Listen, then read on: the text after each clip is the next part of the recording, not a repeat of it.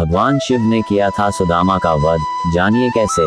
भगवान श्री कृष्ण के मित्र सुदामा अपनी मित्रता के वजह से शास्त्रों में विख्यात हैं।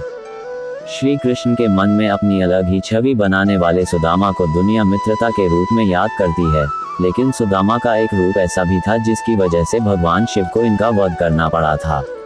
इस सत्य पर विश्वास करना मुश्किल तो है, लेकिन अगर हम इतिहास के पन्ने पलटे तो ये सच सामने आता है। परंतु आखिर क्यों भगवान शिव को सुदामा का वध करना पड़ा?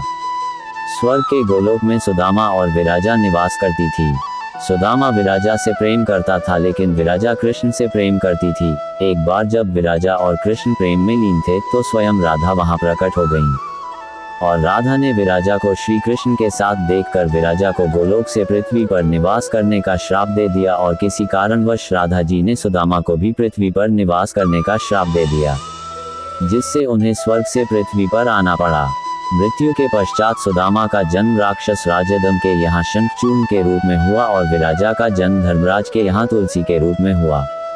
शंखचूर्ण माता तुलसी से विवाह के बाद उनके साथ अपनी राजधानी वापस लौट आए।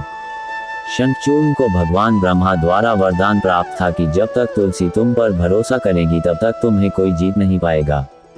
शंखचूर्ण को रक्षा के लिए एक सुरक्षा कवच भी दिया गया था।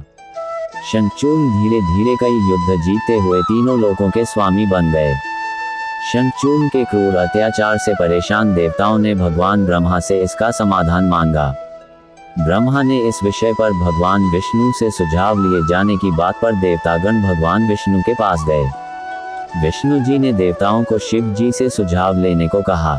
देवताओं की परेशानी को समझते हुए शिव जी शंखचूर्ण से युद्ध करने के लिए अपने पुत्रों कार्तिकेय व गणेश को इस युद्ध के लिए मैदान में उतारा।